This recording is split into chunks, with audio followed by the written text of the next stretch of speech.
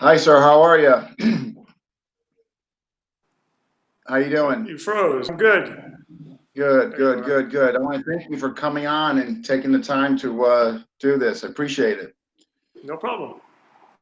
I'm looking forward to it. So, how's current but the mess? How you guys doing out there? Well, I'm doing video conferencing classes on my regular class nights. So sitting in Yeah, my yeah. living room, teaching everybody else in their living room. So, Well, good for you. so I mean, at least you're unfortunately, I'm being, paying for this space, using it. yeah, yeah. But at least you're being proactive. I mean, Yeah. I'm sure your students appreciate it. Well, it's an And that's opportunity for us to dig into the more intellectual aspects. So that's okay. Yeah, right. And then to give them like solo drills, something they can do at home, and that's pretty much what I've been doing. Sure. Well, it's also been it's been interesting because because always the focus in a class is physical, Yeah. so you presume when you're covering principles and ideas and concepts and so forth that they're getting it, but when you have the chance to just put people on the spot with no physical practice and say, okay, let's delve into this principle and see if you understand it, all of a sudden you realize people may Oh, not have as much of a grasp as you think. So oh, it's you know been what? I good. like that. I like that. Wow, that's right on. I'm just looking over here. I'm not ignoring you. I just want to make sure we're running concurrent live here. So just bear with me. Sure. I just always like to, and we are. Hello, Jalindo. Thank you. Okay. All right. So, again, thank you for coming on. What I always like to do with everybody I have on here, assuming they just didn't jump into FMA right from the get go, is kind of just get like a little background on yourself, as far as pre FMA. Well, pre FMA, I became interested in martial arts about age 6 and started practicing, studying some different things. There wasn't a whole lot available at that time. This is the late 60s. So Oh, wow. most Yeah. martial arts, I'm sorry? I said, yeah, wow. They're definitely late 60s. Yeah. No, most martial arts schools weren't martial arts schools. They were somebody in their basement or somebody in a church basement or Mm, the notion of a strip mall martial arts school with a sign was pretty unheard of. no. I mean, not the decade you're talking about. No. Yeah. So, but I very quickly, once my dad figured out that I was really serious about this stuff, he started saying, well, he didn't know what it was called, but he said, we need to find you Filipino martial arts. My dad fought in the Philippines in World War II. And there's something I want to touch down in an interview on that. Yeah, so I want to save that. Okay. Okay. Yeah. So, So that was very early on. That's been 50 years ago now. Yeah. So a lot of FM. So, what was the first style you did? I mean, as far as at that age, 6 years old, whatever. Oh, first style was Korean martial art, Kuksul Won. Okay. Okay. So, but I probably did that. I probably did that for less than a year because I was a military brat, so we moved a lot. So Oh, most okay. of my training and my prior, basically all the way up till I was about maybe 15, was it was consistent, but it was transient at the same time because I was moving all the time. So it Mm, gave me the opportunity, and that's how you have to look at it when you're a military brat. You can lament the fact that you're leaving a place, or you can look forward to the fact that you're looking toward a new adventure as you yeah. move from place to place. So for me, it was a great opportunity to say, okay, I'm going to study everything that I can study. If I was in a town that only had Shotokan, then I did Shotokan. If I was in a town that had kickboxing, which is, again, at that era, that was unheard of. Um, Mm, but it was mostly traditional martial arts that were available. It was pretty much nigh on to impossible to find Filipino martial arts. They were still kind of kept in the backyard and in the dark, especially mm. to us big Caucasian guys. So, but my father, being a vet and fighting in the war, he found a teacher who was also in the military, and there was no name of the style. It was just a family, which is kind of a common thing in Filipino martial arts, just a family art. Yeah. Right. Yeah. Um, and also back then, like my father, his experience in the war, he never heard the phrases that we have today. He never heard of the No, yeah, screenwriting. I've heard that. So, That was now when you're moving around, is it kind of within the state of California or other states as well? oh no, it was all over the place. No, I was Okay, okay. born in California, but I always say I lived here for 3 hours. Yeah, so you were okay. so I've never Okay, been back to the place where I was born, so we moved all the time. So okay. I So think then your first we went to something like exposure. 15 elementary schools. Oh my gosh! Wow, that had to So be taxing. oh yeah, Oh, yeah, we man, were constant from for you to new come kid on back. the block. Yeah. Um, when you so your first exposure then was at a young age, Right now, so I'm kind ready. of being this family. Yeah, and it was because I can look at it now from a lot of experience. I know that the guy who was teaching me, that he was a gunnery sergeant. He was certainly a hard ass because he was a gunnery sergeant, Yeah. so that was a normal thing. But his sophistication was pretty low. It was basically just bash and crash. There was no real sophistication level to it. It was uh, using the terms we would use nowadays. It would be very similar, perhaps, to Leo Haron's Largo Mono kind of system, long range. We used like a Okay. 30-inch stick. Yeah, so Ah, but not a lot of sophistication. all right. So, but mostly blunt weapon translation. You were showing you Say it one more time. mostly blunt weapon translation stick. Both, both. Okay. Okay. We did a lot of knife work, particularly with bayonets, actually, so because that was the accessible weapon on a military base. So I did a lot of bayonet stuff. Ah. And as you probably know, most bayonets don't really have a really sharp edge. So a training knife to us was a live bayonet. It had a sharp point, but the edge was minimal. It was like a butter knife kind of sharp, not Okay. really Okay. super sharp. But Okay. that's the way we work. So Okay. So it's kind of from cool. there, what was kind of the next stop as far as the FMA journey? Geez, it's such a long time ago now. I bounced around. I certainly early on. I had an Brigadier Arnis de Mont. It was the very beginnings of Brigadier Tertiary coming forward. Okay. Oddly enough, very little knife work in Brigadier Tertiary at that time. Wow. Interesting. Mono. Huh. So then, A lot of the footwork, angle kind of footwork, and okay. Okay. which is still pretty Brigadier Tertiary, but it's expanded a lot since back then. Yeah. Now the footwork's big in that system. There's Yeah, no doubt about that. dancing. So then I guess at what point, because I'm assuming I'm correct here, the Anasano Academy that came into play at one point? Yeah, Innocente. Oh, not sure what happened here. Uh,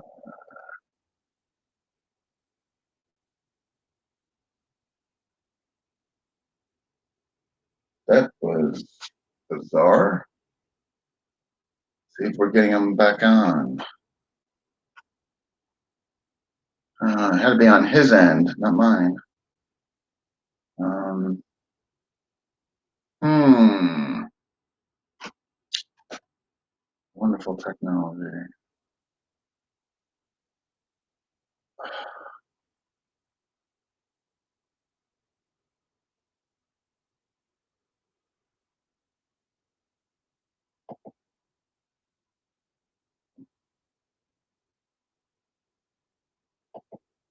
Hit invite. Yeah.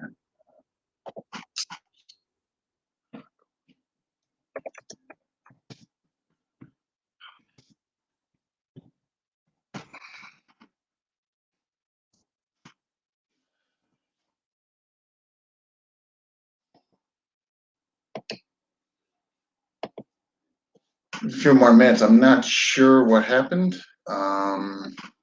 He just kind of not sure if he's gotten some internet connections going on where he's at. Send him another link again. Yes, and here he is. All right. Sorry about that. Oh no, no, no problem. No, that's fine. It happens. Yeah, Well, unfortunately, ever we're since Facebook Live removed their guest option, this is kind of the platform we've been using, me and yeah, Dwight, until something else better comes along, or Facebook returns the guest option, and I'm going to assume they're probably going to start charging. probably. And by the way, we can't. If you think about it, you and I are old enough to remember that we can't really complain about the fact that we're talking on little screens. I mean, Oh my God. You know what it's I a mean? remarkable Who would reality. ever imagine this? You know? Who would have Yeah, ever imagined this? I'm just sending somebody a message who wants to see this. I'm sorry, Mark. Hold on. no worries. We actually know how to use a dial telephone after all. And crank windows. Yeah, exactly. All right. So before we lost you, you were We were talking about Dan. okay. So it sounds like you had definitely like you're probably the first one I've met that's had a lot of experience like at a young age. So at what age did you go to the academy? Oh, I went to the academy when I was 24. So would you okay, so was there a stop before that? Oh, there was lots. There was a lot of teachers before that. There was at least 7 or 8 different faculty. FMA? Yeah, oh yeah, FMA. Yeah. Um, Wow. so, and Man. again, that was all because my dad was in the military, so I had a lot of Constantly okay, okay. connection. He would search them out, and because we would get orders when I would move, I would usually get some reference to somebody else who was nearby that area, and I just continued. There was always, of course, gaps. I mean, it's not possible because of the travel to always be able to connect. Yeah, like So yeah. sometimes I would just fill it in and go and do judo or go and do some other martial art. Mhm, I was always mhm. studying. There was plenty of times when I was studying with 3 or 4 teachers at once. So that's what I Wow. did. I mean, everybody else was playing football and baseball. I just wanted to do martial Yeah, arts. you were swinging weapons around. Wow. Yeah, So, so during that time, like when you referenced the seven teachers or so, were you getting ranked then, or was it more you were just kind that of wasn't that wasn't information based that wasn't something that you even heard about until in those maybe the days? mid '80s. Yeah, right. Because you're Nobody ever said talking rank. 70s. You're talking Yeah. 70s. Yeah, yeah, Yeah. yeah. Wow. Back then, in fact, I had this conversation with somebody recently. Back then, the notion that you could get a certificate or an instructor certificate, that was Mm, ridiculous. Nobody yeah, was paper to anybody. That was no, I unheard of. know. So Yeah. a teacher had to distinguish himself. It became really obvious to everybody else that that person should teach. It wasn't something that you could say, "Hey, I want to be a teacher. How do I go about getting my certificate?" Okay. Huh. That's interesting. So I'm glad. Huh. oftentimes, if you had a sort of a knack for conveying information, which I did at a young age, especially when you're working with Filipino guys who don't have much English, I oftentimes ended up teaching for them while they were standing with me because since I had been studying with them, I could translate their very minimal English into actual English and Wow. get it across to students better. So, Wow. so that was really positive because it made me have to become much more focused on the nuances and details, which I've always kind of been known for since then. So, Oh, that's fantastic. So then, all right. So age 24, you started at the academy. yeah, Okay. All right. and it was like the people who were training back then, and you obviously know Bert. Um, we didn't realize at the time because you never do when you're a young man, but there was sort of a golden time at the Inosano Academy. I Um, keep hearing that. yeah, there was a couple of reasons, and I really have to say, as much as I've obviously painted Dan on the wall, so I have great respect for him, I really have to say that it really wasn't primarily because of Dan that it was such a golden time. I think it was more because the generation of people who were there, most I of think that's whom had, fair. I'm sorry? Yeah, I think that's fair. Yeah, most of whom had traveled from all over the place, sometimes all the way across the world to study with Dan. Yeah. And we were all alive when Bruce Lee was alive, so it wasn't like just some guy in a movie. We were very influenced by him. Most of us had come from other martial arts, so it wasn't just a whole bunch of newbies. Mm. So the passion in the group was so tremendous, and the welcoming energy was so positive. The first day I walked into the most senior class, which I think was like the second day I was at the academy, um, there wasn't any sense of like, who's this asshole, you know? It was just, wow, this is a good guy, let's go train with him. And literally guys came over to me, introduced themselves and said, hey, let's make it a point to work out together today so we can feel each other out and just get a sense of you. And it was just such a positive time. It was just so Wow. welcoming and so good. That's nice to hear. Yeah. So And obviously it sounds like no Dan was ego. a young man. You know, Dan was younger than I am now, so he was. I mean, compared to his age now, he was just a kid. You know, he was in his 50s. Mm. So he would oftentimes come out and practice with us. So the first, in fact, when I say to people now who have had to go and deal with the Inosano Academy as it now exists, is the very first person I spoke to at the Inosano Academy was Dan Inosanto. And I sat in his office with him for like an hour and a half, 2 hours, and just talked about martial arts. Oh, And he was great. wow. He was just this passionate guy. So, Yeah, yeah, so it yeah. was just a really special time. So what So year, what year are we talking about? that would be probably late '84, early 1985. Oh, okay, okay, okay. Yeah. All right. So, so there, I mean, obviously you're doing the blend. How long did you stay there for? I stayed there. I'm not exactly sure what the time was. It was sort of the time when there was an exodus of all the senior guys. Mm, Probably until maybe '87. I'm guessing. It's hard to okay. remember. So a long Yeah. time ago Okay. now.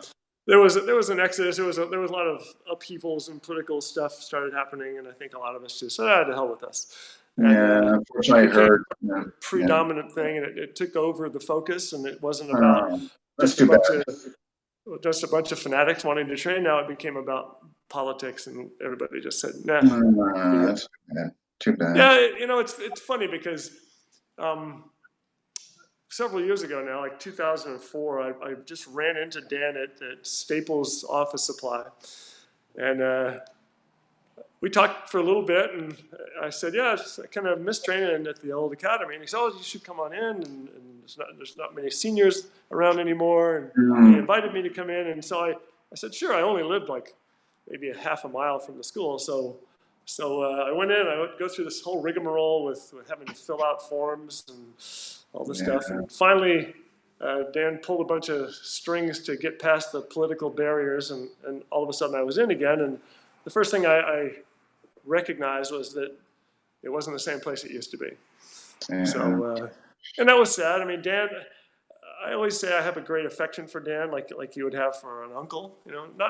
not like a father, because I hold my father in great high esteem. So I wouldn't put Dan on the same level. But Sure. uh, but he's like an uncle that you like to hang out with. You know, take you Yeah. fishing, that kind of stuff.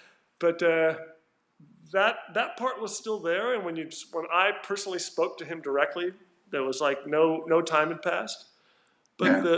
the environment, what had happened by the influence of other people, and I think you know what I'm talking about, so I'm not going to get into it. Yeah. No. No. I've Way heard all power. this. Yeah. And I just think Yeah. it's just too bad. Yeah. Yeah. It is too bad. It's a loss. It was such a great time, and I wish more people could have experienced it. And Yeah. I, No. I I hear. count myself fortunate for that special little time. I hear those years were, like you said, they were golden. Yeah. You know. It was so funny because every other day some new person would walk in the door. You know, Chai, the Muay Thai teacher, who walks in one day, and the Tuat, all the Penchak people. We just Yeah. every Gosh. other day there was another escrimador coming in the door. It was just No. I, so I just heard it was the Mecca. I just heard it was just like, yeah, just yeah. No, I've heard just incredible stories that you're mentioning. So, all right. So we're at 87. What's the I guess what's the next stop? well. I was teaching a lot. Interestingly enough, right around that same time, 1987, I started teaching Joe Hyams, who wrote Zen and the Martial Arts. He was a Bruce Lee student, and I taught Joe for 21 years. He was terrific. Um, I put a lot of focus into teaching. I was teaching mostly privates at that time. I think '89, I finally opened a brick and mortar space here in Los Angeles. Okay, Um, 89. Okay. and I've had that ever since here. So technically, I opened my first school in '78, And then I moved back from the Midwest back to California, continued teaching. So I've always considered the school to be in continuous operation. It just didn't always have a brick and mortar building. So. Oh, okay. So, all right. So 89 is okay. Where you're currently located. Okay. Oh no, I've been in several locations. This location Oh, for okay. about 9 years. Okay. Like Okay. 9 years next month. This place is it's about this. I actually prefer. I don't know if you can tell if you just glance around. It's kind of a small space. It's basically it was an old Mercedes repair shop actually. Oh, no So kidding. I turned it into this psycho museum of murder and death. Yeah, So which we're to get to too, because some of the sure. pictures I was looking on your website um, are just incredible. So at 89, like, were you teaching was it just predominantly FMA? It's interesting because back then we used to. I can remember Burton and I kind of struggling with this. We kept trying to come up with some way to describe what we taught. It's Yeah. always been it's been an age old thing because back then we used phrases like hybrid martial arts or we never the notion of sort of a mundane phrase like mixed martial arts never actually came into it. It was always trying to mix things together in an intelligent way, like Bruce was doing with his Jung Fan martial arts and Mhm. so I was teaching a kind of a mix. I guess I would be say maybe 60% Filipino martial arts and then boxing, kickboxing, trapping, all the usual stuff. So and I started in kicking art, so I've always been known as somebody who can teach you how to kick somebody's head off. So Yeah, and so you're tall, right? I mean, you're 6'3", yeah, yeah. yeah. In fact, it's interesting you Oh, you say that. stand next to Burton, so Burton's like 6'1". Yeah. So when I first started training at dance school, everybody was like right here. So I'm used to that because I'm a tall, relatively. I don't consider myself tall. Actually, I always say I'm relatively tall. Um, Relatively tall. We'll take but that. when it came to holding the kicking shield, I outweighed a lot of these guys, so I'd end up burying them. And so I kept looking for it. And that's literally how Burton and I first met because he comes walking into the school just to train. And I immediately went over to him and said, "Hey, dude, you want to train?" Just because he was tall. Yeah, he mentioned that, like, you guys. He mentioned something similar because I was talking to him yesterday, and of course I know you guys know each other. Said, hey, by Right. the way, I'm interviewing Mark tomorrow, and that's when he was saying, hey, well, make sure you talk to him about his collection, the stuff he's painted, and all that. So actually, because I always do my background, but he actually gave me more. So I'm glad I talked to him yesterday. But he kind of paralleled what you were saying, that you guys just kind of saw each other and kind of hit it off and just started training. Yeah. Yeah. And it's been very. If you saw us together, most people would say we're extremely yin and yang. I mean, Yeah. there could be no great brotherhood and friendship, but that's I mean, we're definitely yin and yang, but we just instantly clicked, and our Yeah. training partnership was just great. We spent inordinate numbers of hours just taking everything apart and breaking it down and working it. It was Fantastic. great, Yeah. yeah. So So, all right. Okay. So, just getting back to your school. Well, before we get to that, because I know you're just predominantly teaching MFMA. I looked at your school schedule. I mean, I know your father obviously had the influence, him serving in the World War II, and all that. But like, besides that influence and that kind of steering of direction, like what really captivated you or still captivates you regarding FMA? a couple of things. And to back up a little bit, when you say I teach predominantly Filipino martial arts, I would say that's true. But one of the things that captivated me and continues to captivate me about the Filipino martial arts is that I can take basically anything from any other martial art and put it into Filipino martial arts seamlessly. Okay. Whereas it's not so easy to do the opposite. I can't walk into a judo school and Yeah. bring stick fighting, have them just go, "Oh, that'll be easy." Okay, so that inclusiveness that is a natural part of the Filipino martial arts is always positive to me. It also allows us, when we're training, to not have to be just doing one constant thing all the time. Okay. Not only is that potentially just kind of get it to be dull and dead because Yeah. you need to expand your horizons, but also it could lead to injuries. if all you do is ground fighting, you're bound to have back injuries because you're on a mat all the day long. So if you can change it up and do different things, if your hands are sore from doing lots of stick training, we can glove up and box, or we can work on kicks, Oh, or okay. we mix it up. So I actually consider, since we do Panantukan, Pananjakman, Dumag, all of those aspects are Filipino martial arts to me.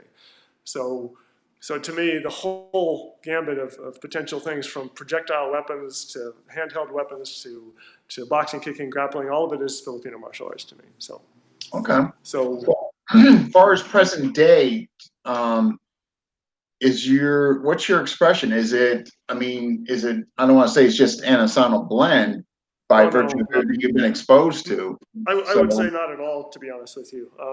okay. I mean, if you think about I've been doing this for 53 years, and I was at the Inosano Academy for 2 years. So it's like the influence Oh, is oh, yeah, okay. small influence. So, wow. So Let's talk about fenced. On the other hand, I've fenced for over 20 years, so fencing is a tremendous influence in what I do. Oh, And of course, eskrima means fencing, so the principles are transmutable, if you will. You can definitely, in fact, I oftentimes use fencing terminology when I'm teaching Filipino martial arts, okay. because it's less mired in dialects, because there's so many different dialect differences in Filipino terms. And rather than argue about which term is right, I just use English and Yeah, I fencing. know. Yes. So, um, so fencing has been a huge influence, and part of the reason that fencing is such a strong influence is that it is good fencing is devoid of politics. It's devoid of it's just technology basically, Yeah. and it's easy to teach because it's very specific. And I teach Filipino martial arts that way. I teach it as technology. I don't teach it as a system or as somebody's particular style. My personal feeling is most people who say system, all they're doing is referring to a collection of techniques that either they or somebody else particularly liked, and that's what they call their quote unquote system. If I said to them, spell out your system and show me why that system is valuable, they probably can't do it. So there are a few systems that I certainly find valuable, yeah. but by virtue of the fact that it's a system, because I obviously come from a strong influence of Bruce Lee, it's all over my walls. I painted him 3 times in here. The notion of a system, a style, a method to me is a prison. So I started, especially about 15, 20 years ago, I started taking what was already very JKD, as Bruce said, which is Filipino martial arts, and I started going, okay, let me go even deeper into this and break it out of all of these imprisoning exercises, imprisoning drills, and actually do what is talked about but isn't actually taught, which is, for example, I know that anybody who does Filipino martial arts has had some or every teacher they've ever trained with say words such as these. You should, big word, you should be able to disarm every angle. You should be able to counter disarm every effort to disarm you, and you should be able to counter disarm every. All that sounds great, and those shoulds are huge and hang over us like big balloons or barrage balloons. But very Yeah. few teachers are actually teaching anybody how to do that. So they go through That is, drills, that's they fair. do progressions, they do all this stuff that supposedly leads there, Yeah. but nobody would teach you how to drive a car that way. Yeah. You know, like, No, good analogy. Yeah. yeah. So the analogy I use all the time is just a toolbox. What style of screwdriver do you prefer? Yeah. It's Yeah. such, Right. it's such a silly way to look at it. And also the choice to say, well, I like this over I like that. That's like saying, I prefer Phillips head over regular head. That's a Yeah. stupid choice to make because you're going to need both of those things. Yeah. Right. So, so I approach, if it's not obvious from the way I speak, it's certainly obvious on my website. I'm very iconoclastic. I really don't care about the politics or the systems. So Good for you. I'm going to look at the information and break it down. In fact, I've always said all my life, with no disrespect implied, I've always said that teachers are simply sources of information. So I don't now, nor have I ever felt beholden to any teacher or any system. Yeah. So as soon as I pay for a lesson and I learn that skill now belongs to me. Yeah. Yeah. So No, I mean that. No, It's this is kind of refreshing. You don't get many people that kind of speak the way you're speaking and articulating what you are. So I appreciate it. You know. Thank you. So um, is there? I'm trying to think because I definitely we're at the halfway, and I definitely want to get to your weapons and your artwork. And is the wife tag along? Oh, he's hiding over there in the corner. All right. Yes. Oh, so is it fair to say, because just so I know, as far as time allotment, is a demo possible? Well, she doesn't actually train in the art, so I can use her to show some things, but she's not very No, highly no, skilled. whatever She's makes happy to you. do it, but Okay, and no, our fair. size difference is quite significant. I'm about 13 inches taller than she is, so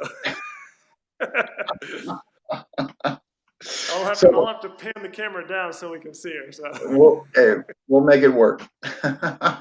um, is there, is there a particular, and just far as you go, and and your preference, is there a particular weapon of choice that you like or that you favor, or maybe that you're best we're talking in? about, or are we talking about like real weapons?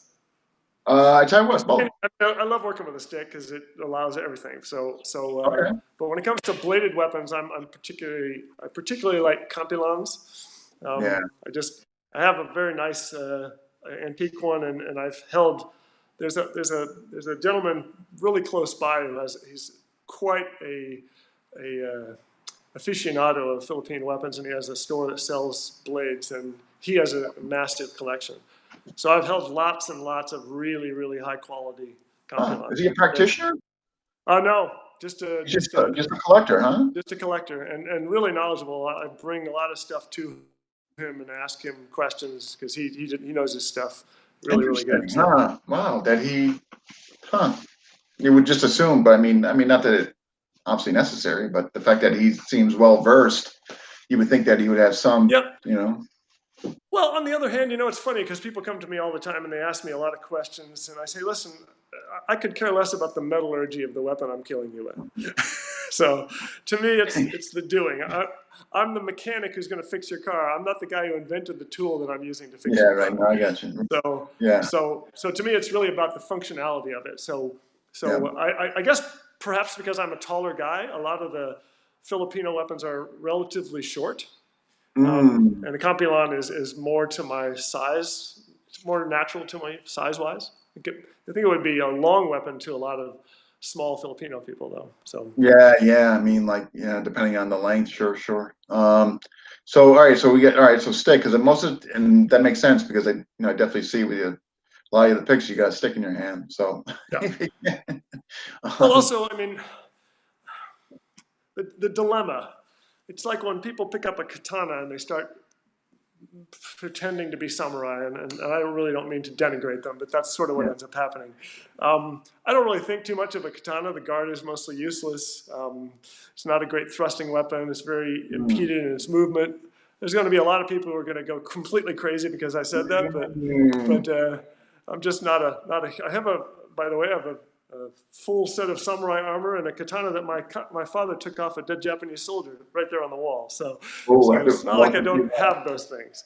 I'm just not a huge fan of Japanese swords. yeah.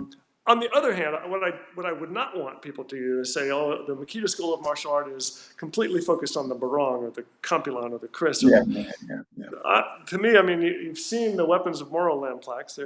There's a plethora of weapons in this art, and more Mm. importantly, and you and I both now are men of the 21st century. So there's no Yeah, reason for us not to use modern blades, yeah, um, to have modern metallurgy, to have kydex sheaths instead of wooden things with yeah, cord wrapped around them, yeah. and to say that the art that we practice actually suits that weapon just as well, if not more so, because I have easy access to that weapon. Not only can I train with it, but I can also make training weapons that are like it so that I can make it a real weapon. So, for example, some of the Force Recon Marines that I've taught, I've actually gotten them blades and they've taken them to Afghanistan or Iraq and used those blades in their equipment. And that's Oh, the blades that wow. we train. So Okay. they weren't antique Filipino blades, they were Right. modern modern weapons. So Neat. Before we get on, because I definitely want to see your weapons and the murals, the beautiful artwork that you have. I did want to touch about something because I want the viewers to hear this because I this really resonated with me. The combat vets. I thought what you did there, I thought that was fantastic. Do you mind sharing with us? I mean, what you did?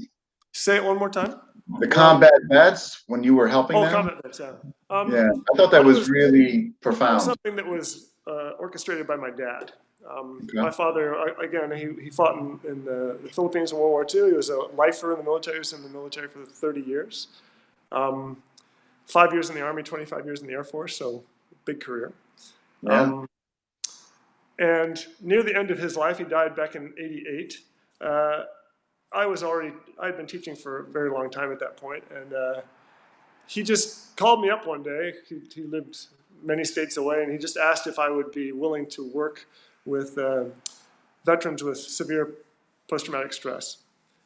And the background of this, and it's a long story, I'll try to make it a couple of sentences, is that I grew up on military bases. So Yeah. my interactions with a lot of, especially because I was born only 15 years after World War II ended, so my exposure to very hardcore World War II vets was significant. So I had a lot of time spent with my dad having his buddies over from the war and things like that. So I had, in my heart, there is a giant place for veterans, All particularly right. those who have been in That's combat, awesome. and particularly those who have been scarred by combat.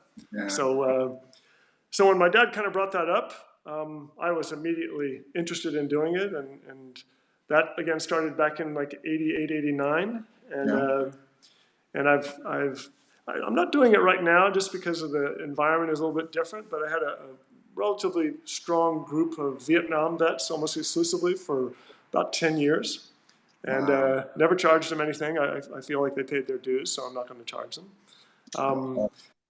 The whole point for me was to go back to the if you want to call it the traditional Filipino tribal approach to teaching warriors and having them reintegrate back into the tribe as contributing members of the society rather than being excluded because they've, as they say in the military, they've completed the circuit and actually killed their fellow man. So to push them away and to leave them as hermits in their houses, hiding from their fears is a crime. Yeah. So, No argument here. so it's something that I have I can get very emotional about it actually. So it's something that I wanted to do something about. So we spent a lot of time working with that. Yeah. I'll bring some of them in occasionally and have them teach in my class. And just by teaching, I just say, tell us what happened to you. Tell us what the reality is like. And they won't hold back or pull any punches. So the students get a full dose of reality. It's very, very powerful. So. Yeah. So I think when I read it, I thought it was fantastic. So kudos to you. yeah, I'd like to do it again. It's something that I can integrate with the VA with the psychiatrists over there. There's a lot of young men now, different than the Vietnam era. A lot of young men from Afghanistan, Iraq, all of that, and I would love to be able to do anything I can. That's the basic thing. I Yeah, don't that's presume awesome. to be a psychiatrist or a psychologist, but I think there's something that kind of lies within this art that we practice that allows men to kind of find that part of themselves that, again, forget soldiers. You got to go back much further to where you were defending your tribe, your clan, your family, and you had to still be able to put food on your table and be a good father to your children, and all of Sure. those things matter, and they're all integral to one another. So the separation that we create, and we think of veterans almost like a different species sometimes, the way people treat Terrible. them, and It's it's terrible. terrible. So, Yeah. It's a crime, like you said. Yeah. Well, I thank you for that. I thought that was awesome when I sure, read that. see there's my father's stuff on my sleeve there. Oh, Always, fantastic. always respecting the Yeah. Oh, like that's that. fantastic. All right. Hey, well, I'm thinking if it's okay with you, if we can get to the show. So if you want to start with the weapons, the murals, I figured I'd let you Well, handle I'm that. going to bring you around to the wall Okay. since that's where some of my, you can see up at the top here, my whole Okay. art away. I got a couple of blades up there. There's the antique Capellan is there in the middle. Yeah. Up above the word school, you can see a wonderful Chris. There's a mixture of weapons up there. Obviously, you see the old Valley Song there, the 29 incher. Oof. Yeah. It's a big old Valley Song. So on the wall up here, I've got some barongs. Let me see where this is pointing. I've got some barongs up on the top up there. I've got a couple. You asked me yesterday when we spoke. You asked about. Let's see my reflection here. You asked about the spear. There's the spear up there above the moon. Oh yeah. Bird's So, gonna like this. and you can see right next to it how big the Chris is. Jeez. That's the Indonesian Chris. That's a little How over long is that again? about 5 feet 3 inches long from tip to butt. Wow. It's extraordinary. It really is extraordinary. Below that, you can see these are my father's weapons from the war. Is a Japanese bayonet from a soldier he killed, and all of his bayonets from the war, and his machete from the Philippines. Okay. So, and then in the farther corner, you can see the samurai armor and the katana right next to it is from the. Oh yes, yes, yes. Yep. So, And now your father, he got that over there. Wow. yeah, it was back then. It was fairly common for soldiers to collect war booty. You know, he killed the man and he brought the sword home. So that was pretty common, actually. Jeez. So let's see what else. I'll grab a blade for you here.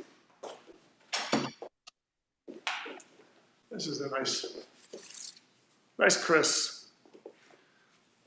This is a Let me see Moro this. Chris. Quite old. Nice condition. Feels like a rock in your hand. It just feels just a beautiful blade. So I actually train with this a lot, even though I could also shave with it. So, but yeah, it's quite a nice blade. Wow. You know, it was interesting. You know who Romeo Macapagal is?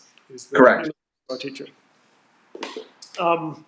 It was very interesting. He visited the school maybe 3 weeks ago or so, and he was just visiting from the Philippines. We had taught the Born of Blood workshops up in San Jose together, and he was down here with his student JJ Hervas, and I asked him to drop by if they had a chance, and they both did. And he walked around. He loved the school, and it was interesting because he looked at the training weapons, which Okay.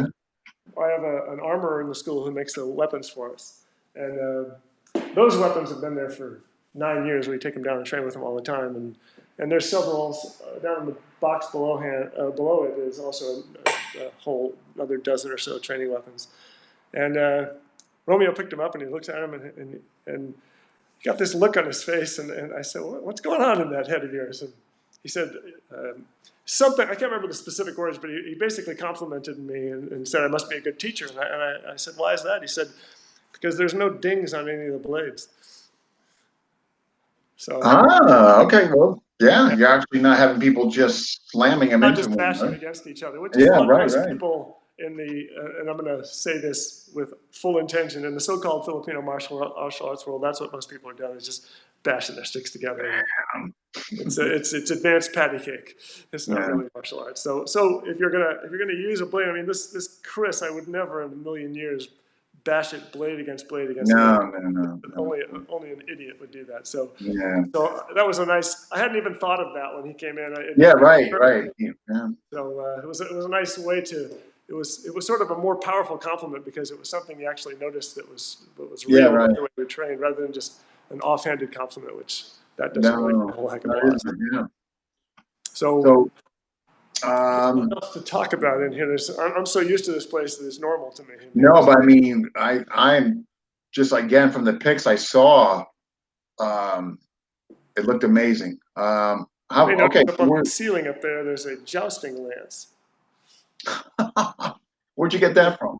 I got that in the Czech Republic. It's actually from a film called A Knight's Tale.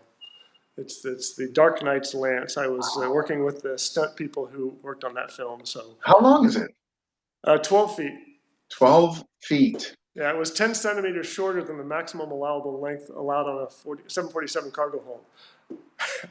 And the Czech guys who were loading it on the plane, they said, this is the coolest thing we've ever loaded on the Well, plane. I'm sure they're used to No, luggage and skis. They're just used to skis. Everybody yeah, knows. or whatever. And then and here comes this thing. Yeah.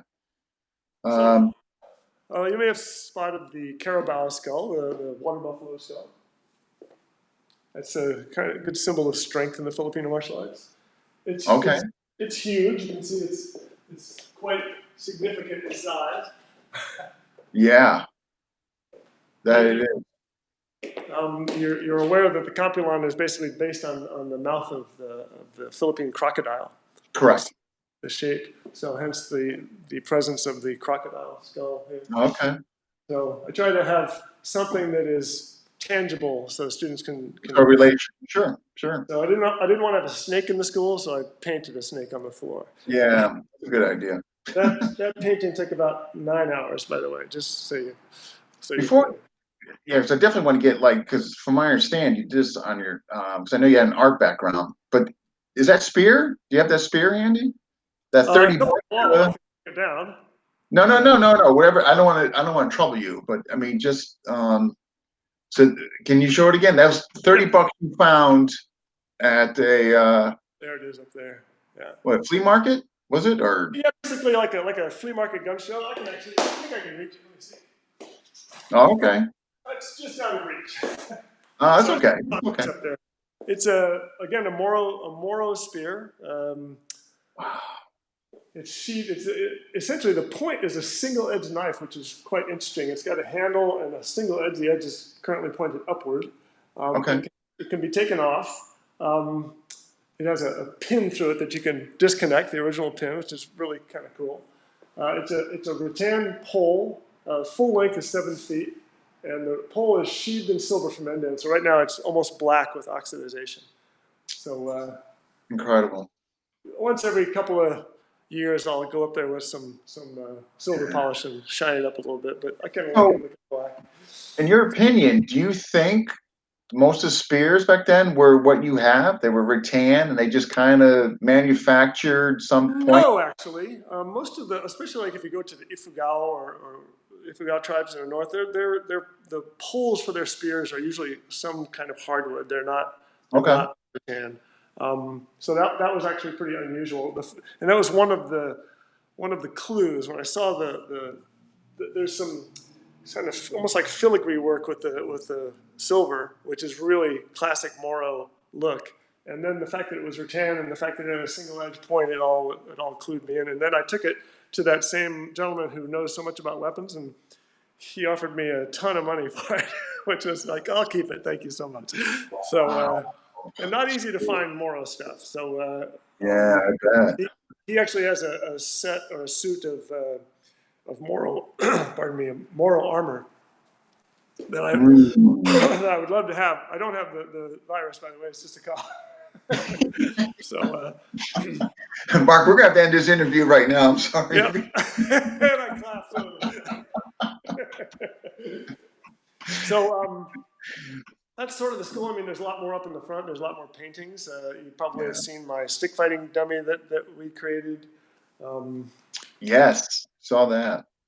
So just something like where did so obviously you've seen well versed in the weapons and geographically speaking within the Philippines. Have you ever considered like writing something on that? Because I tell you, a lot of people are very what they construe as Filipino weapons, but then you kind of find out that maybe they were from the different islands, or I mean, nothing to do. Like, have you ever considered that, or When you say right, give me a little bit more specific. What do you like mean? just a small manuscript, like really what weapons came from where? I think some people are Oh, misguided. You know. absolutely. In fact, I've got a ton of quote unquote Filipino martial arts books over there, and they all have the same bogus history story. Yeah. It just gets so old having to explain to people, no, that's not true. Yeah. That's just somebody's just basically copy pasted that same history into their book. I'm just So thinking, I think it would be refreshing if you did something like along those lines. Well, there is some information out there. I would almost want to go to the gentleman who I go and get blades from and say he should Yeah, like write. you could. He's so knowledgeable. Yeah, Or I could certainly pair up with him to do that. I that's what I am mean. I am in the process of doing some ebooks more on specific exercises and concepts of the arts, but I haven't actually thought to do something on the weapons themselves I yet. just think if you got together with that guy, the two of Yeah. you could really collaborate on like probably something that would be fantastic. Well, it's interesting because when Romeo was here, um, he's from the Illustrissimo system, and Yeah, he's an extremely intelligent guy. Regardless of martial arts, he's just a really smart guy. Great to converse with him, and his kind of minutia knowledge of the Philippine weapons, the old traditional weapons, is pretty fantastic. It's really great to talk to him about the yeah. use and the way they were carried and the different tribes that used them and why they chose that weapon over another weapon. So yeah, it was really good. So he would actually be somebody to pair off with too, especially to write Yeah, a book in English about Philippine martial arts. That would be great. yeah, But because I like your collection of blades behind you from yeah, boots. nothing even remotely what you have though. So Oh, yeah, I think that you have. These are all traditional Philippine weapons, guy. yeah, Yeah, correct. they're all nice blades. Yeah. Yeah, we don't. I mean, like, yeah, if I had that guy where you're at, I probably would have to break in his place or something. Well, you'd also run out of money really quick because he's got so many nice blades. One of the two. You're gonna be. It's funny because when I started, when I was an adult doing Filipino martial arts, but as a young adult, you could find Chris's for like $40. Nice Chris's, and Hey, they were just not popular. Everybody wanted Japanese swords. That I was what they know. wanted.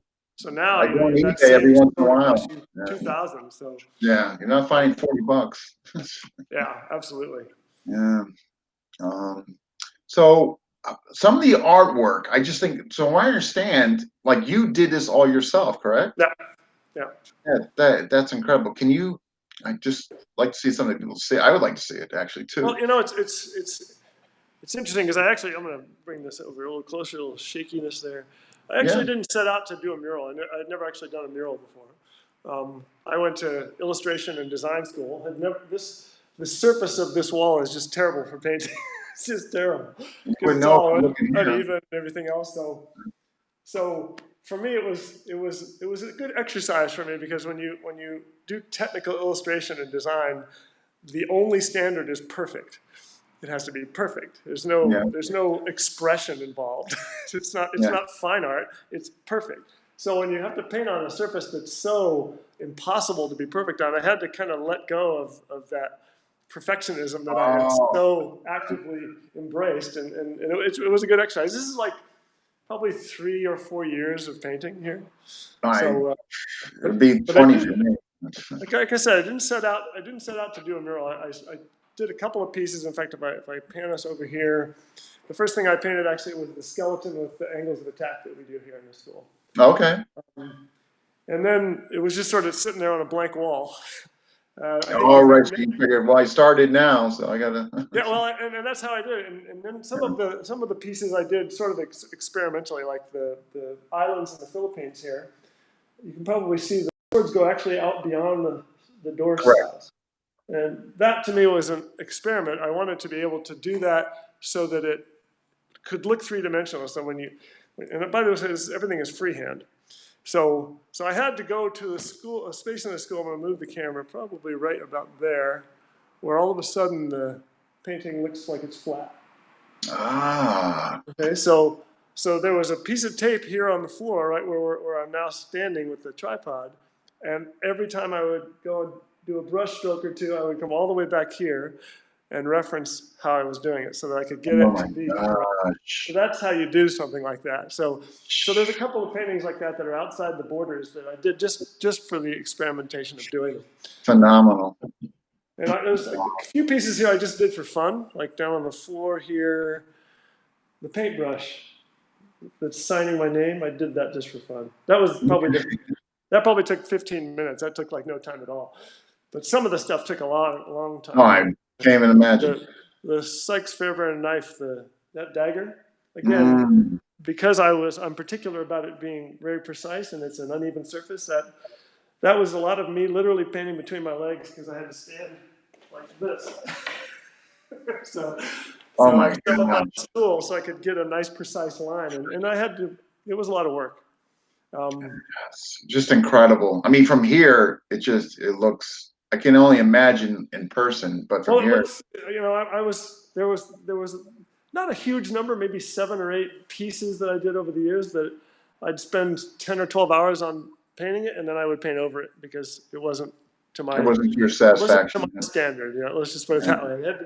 It had to be right. Like I think probably 3 or 4 years ago, I think I think it was like the 30th anniversary of when I was training with Dan, and it Okay. just popped into my head one day because there was an old representation of the principles involved in doing foot sweeps that I had painted there before, and I hadn't been referencing it for a time because the students all had it down, so I painted over it and just had a blank space there, and then I just thought one day, oh, I'll just paint Dan, and I painted Dan, and then I thought, well, I still have this space over here, so I got this great old picture of Bruce that we all recognize, and I just kind of mixed out the lower portion of his body and kind of created this little piece here. And it was Wow. just, again, most of that was just for fun and just to remember that time because that's how Dan looked when I trained with him. So yeah, it's sort of been like that. Incredible. Some of the stuff was just for fun, like the tiger. I just did that for fun. I don't know if you can see it down here. Yeah, I was over here actually. This one here, the commandos. Okay. Anything that's on the floor was brutal because I had to lay on the floor to paint it. So yeah, that was brutal. So that was quite a long time. That was probably 16 hours of painting. Same thing Mm, with the Neanderthal. okay. Long time. So did you ask me Wow. something? I couldn't quite. No, no, I just think it's So, phenomenal. I mean, I was looking again, I was looking before the interview, I was looking at the pics and I just thought they were yeah, incredible. it was. I wish I had more space because I Yeah, did more right. stuff. Jeez. You can Wow. see All the folks I did are, this one up yeah. here. Did this one of Bruce working on the Mukjong. Oh, okay. That was fun. And then it's funny because people started to say, the school is really looking like a death factory, if you will. So that's actually the reason why. I would say museum, Well, that's the you reason why I know? decided to paint Bruce in the corner meditating. So, Okay. and it just so happened that, and I hadn't thought of this until I did it, that because the floor is a little bit shiny, it actually reflects him. So actually, if you're standing where I am, it looks like he's actually sitting there. It's really kind of cool. And it is life size, so if you sit next to it, it looks like you're sitting next to him. So kind of fun. Incredible, incredible, incredible. Wow. I mean, I thank I you. have had, by the way, I have had people call me and write me and say, "Can you come and paint my school?" Oh, that I could said, be "Well, like do you want a a, painting like this?" And they'll say, "Sure," and I'll say, "Okay, 50 grand." I was gonna say for the amount of time that took you, Yeah, three right. years. I mean, yeah, Yeah, yeah, so I generally pass on those. I'm yeah. not going to be a painter of martial arts schools. And by the way, Wow. I've had lots of different schools. This is the first time I've ever painted anything in the school. Every time I do a new space, I try to make it entirely different than the last space. So Okay. part of the reason why the mural came about was that I wanted to leave one wall in the school completely uncovered with equipment, so no equipment on the wall, so that when you're sparring, you could just run into it. Okay. Because everywhere else, there's mirrors and Yeah, you're weapons on the gonna, wall. And, yeah, so I don't want someone killing themselves. So that wall is essentially the get thrown into it wall. yeah, so you So don't have a fear of falling down on you. Yeah. yeah, so it's strange that those are the reasons why things come about. That's actually why the wall was bare. Yeah, jeez. So what else can I tell you or show you? No, that's fantastic. I mean, I thought that was wonderful and I appreciate it. That was incredible. If the missus is still up to it, whatever you wanted to show. Sure. Hey, Lisa, you want to come out here?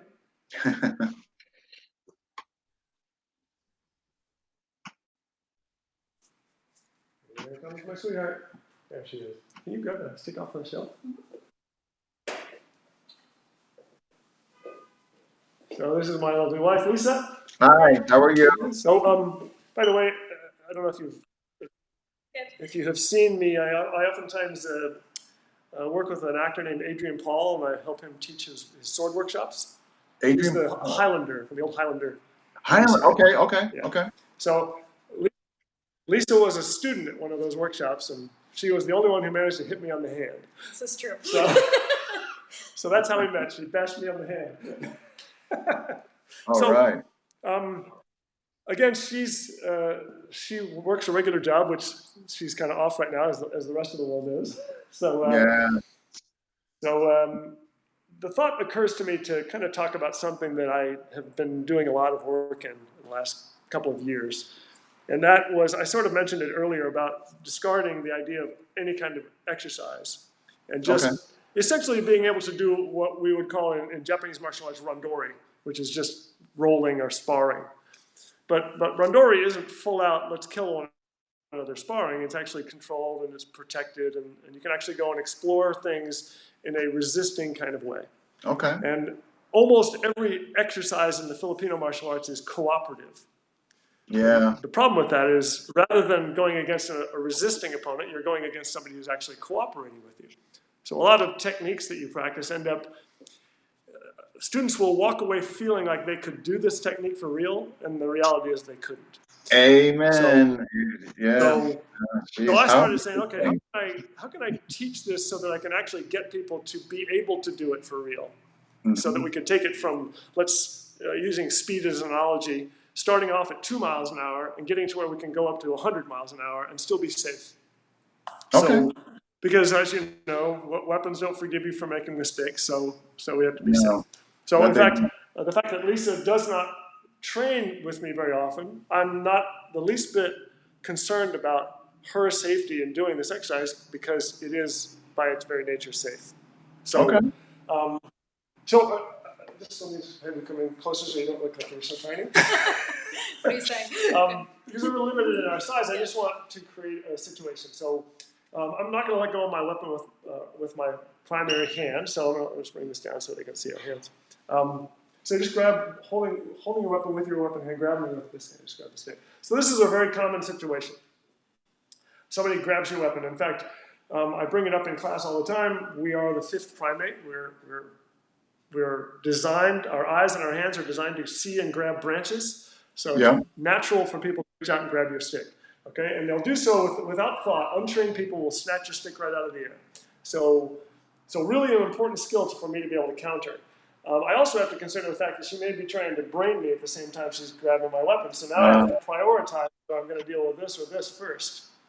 So rather than saying, okay, in exercise number 1, we're going to have her grab the stick first and hit us second, and in exercise number 2, that's just going to get really tired really fast, okay? Because we could come up with 400 variations of the exercise, and that would still not be enough variations, because there's so many possible permutations. So instead, what we start doing is we start saying, okay, let's start feeling and figuring out how we could prioritize. For example, right now, her hand is close enough for me to reach by virtue of the fact that we're staying close for the camera. If I come a little closer, there you go. Okay.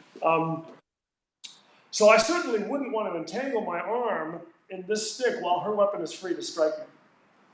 So instead, I might actually reach out, grab her weapon, and then entangle it. So now I have both her weapon and mine together. Okay.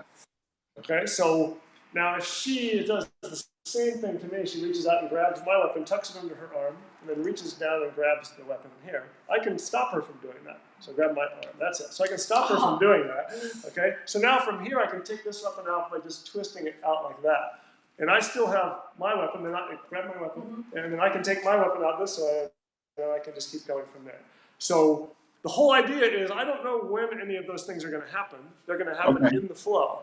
And because we can do it softly and safely, I can say, okay, she's going to grab, I'm going to control her weapon, I'm going to control her hand, I'm just going to keep going and disarming her the whole time. So again, I'm hitting here, I would take this line away, take this hand, now I have this under control. So at all times, I'm seizing all of her defenses. So in fact, I'll use a question that I'll oftentimes ask in class. And that is, why would we disarm somebody? What is the purpose? And most people will say, just offhandedly, well, so they can't hit us. But you and I both know that if I take your weapon away, you still have 2 hands and 2 feet. Yeah, you're right. So you can still, I haven't really stopped you from being able to hit me. What I have done is I've taken away your ability to effectively defend yourself against my weapon. Yeah. So that's my purpose in disarming you, is to shut down your defenses. So that's just one way I could do that. I could also entangle your arms. I could shut out your angles so that I get to and I think you know what I mean when I say to a low pressure area, where I diminish your ability to bring pressure to me.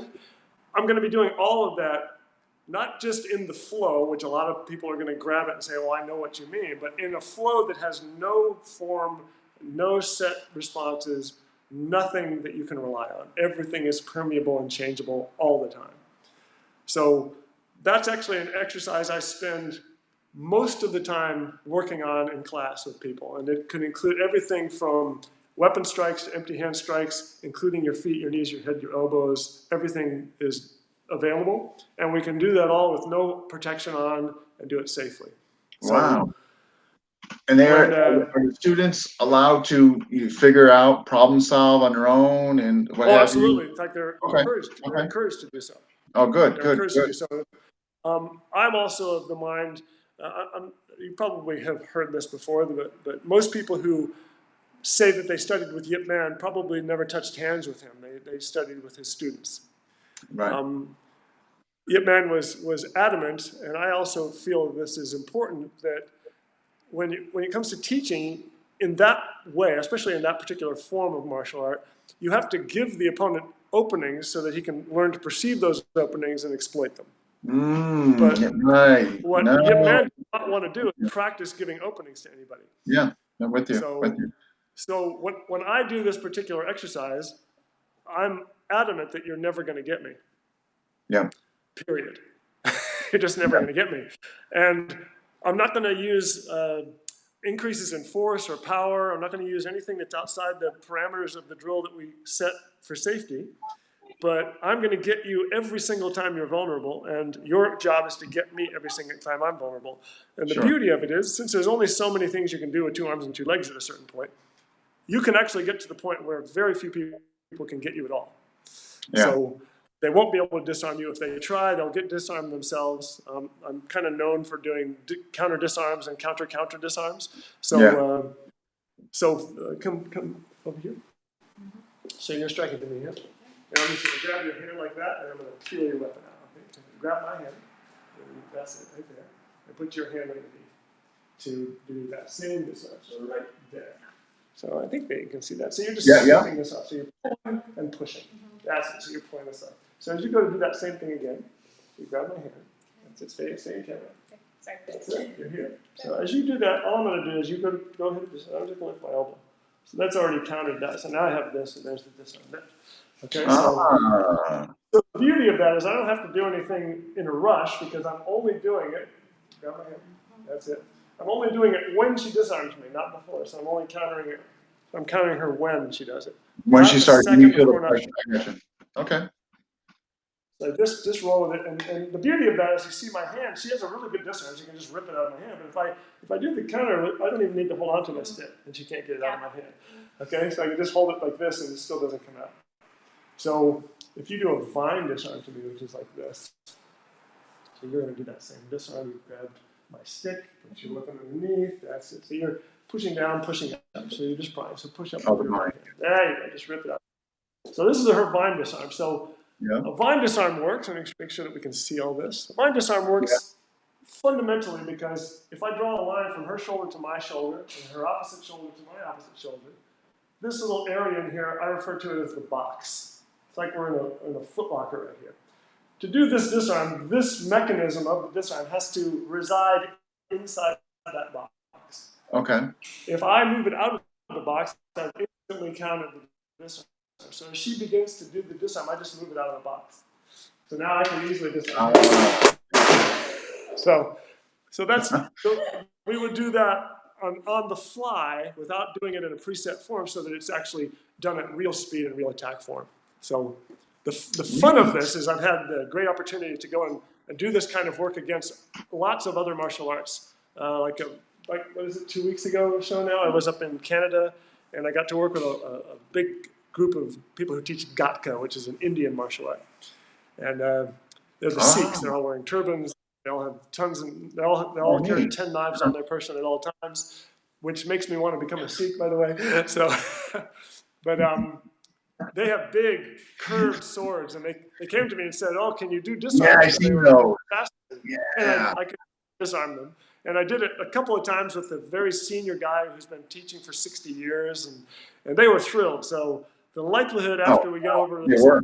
pandemic is that they're going to be sending their people down to do some Philippine martial arts with us because they just loved it. So that was great fun. Oh, neat, neat. You're gonna have to make a. You're gonna have to post that. You know. Yeah, definitely. And in fact, Yeah, they yeah. want to fly me up to teach up there, and they'll probably send their guys down. So Yeah, for me, that's, yeah, yeah. Bert and I used to go and do demos all the time, and I guess we did demos to do demos. I mean, it was fun to do demos back then. We were Mm. just young men, but the kind of focal reason was because we wanted to expand the. I don't just like you standing there. I don't mind if you're here with me, just lurking in the background.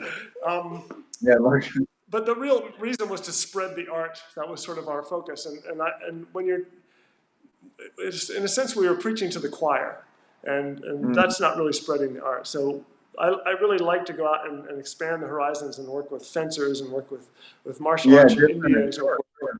So that we stop having these barriers of our system versus your system.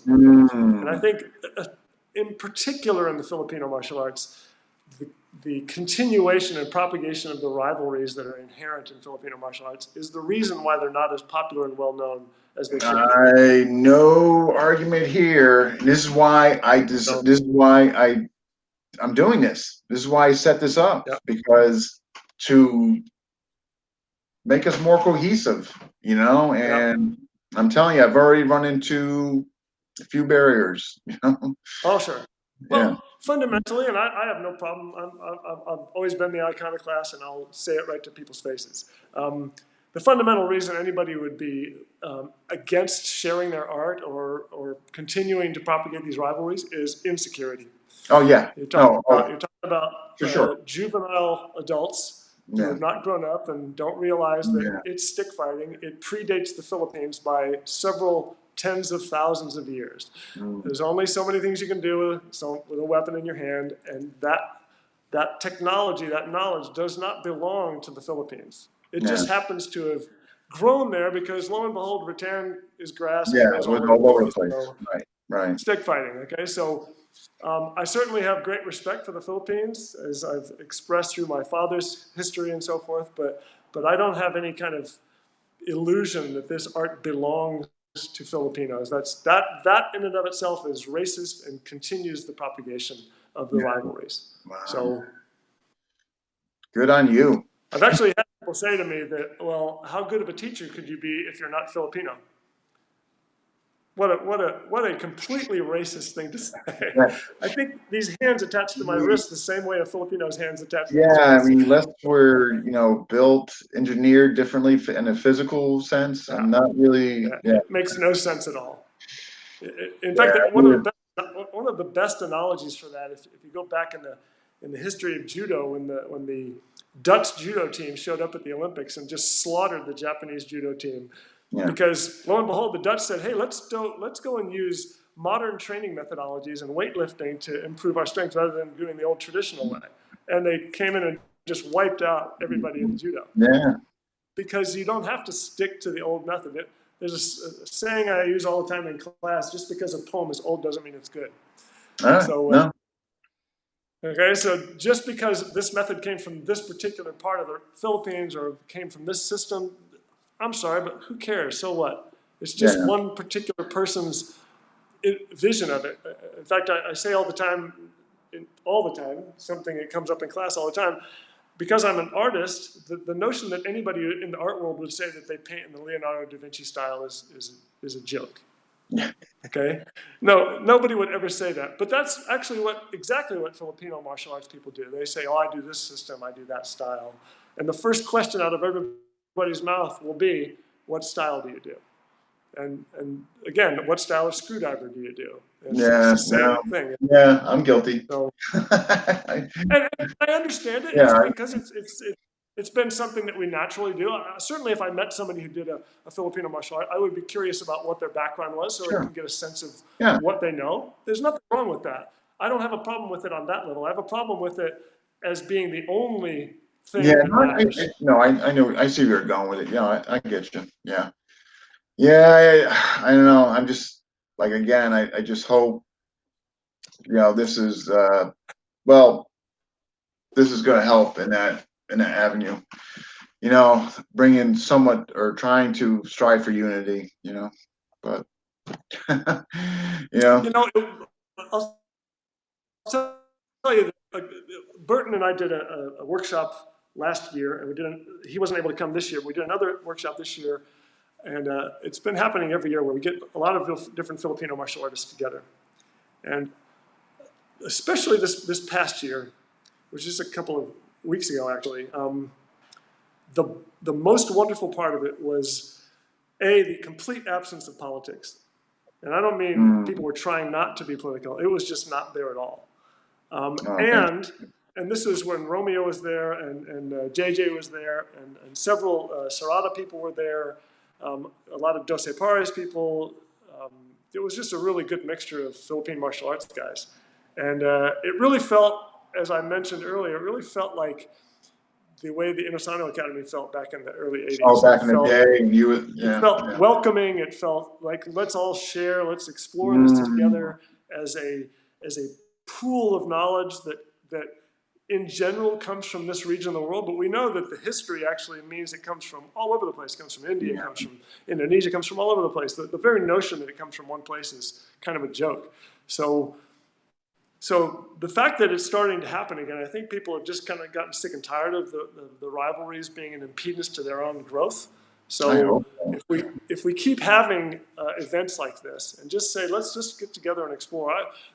What was particularly good about this past experience was that all of us, aside from the workshops that we were teaching, the teachers were getting together and actually just playing and exploring the Yeah, art and working out. And it wasn't about our system is better than yours and we can't talk to no, you that's all. because you steal our art and all this other Oh my childish BS. So it was fantastic. So wow. This was phenomenal. I want to thank you so much, absolutely. for this, especially, the tour and the whole bit. That was fantastic. Well, what we have to We do went when you come over, in and but you and I can work out together. That would be even better. yeah, I know I gotta get to California. Well, I'll come Um, to you. It'll be a lot more fun. okay, yeah. Uh, but again, I want to thank you so much. I'm glad I did this. It goes out saying, a lot of people wanted to see this and all that, and for good reason. And Burton was correct. I mean, this was going to be informative, and it was. You know, so I appreciate Well, it.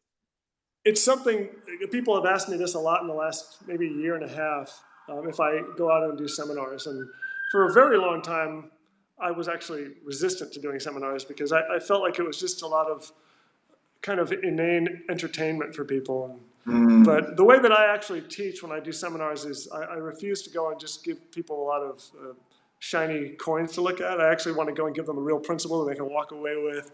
And yeah, hopefully if I come back to teach them, we can expand upon that. So I'm this right. particular exercise I was just showing you is a good piece of information for that. So it's something I actually love to teach in seminar form. So if people are out there looking, All just give right. me a ring. Yes, and I'm gonna check your social media. But again, thank you so much, Mark.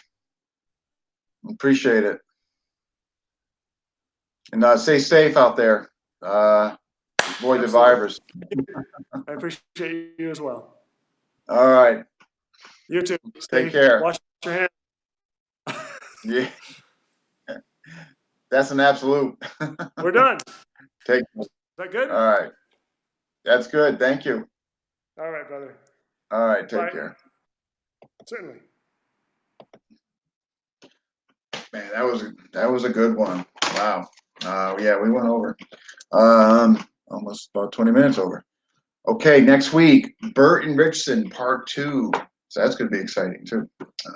We'll ask about his first school, how he kind of developed for the street programs. So that's going to be good.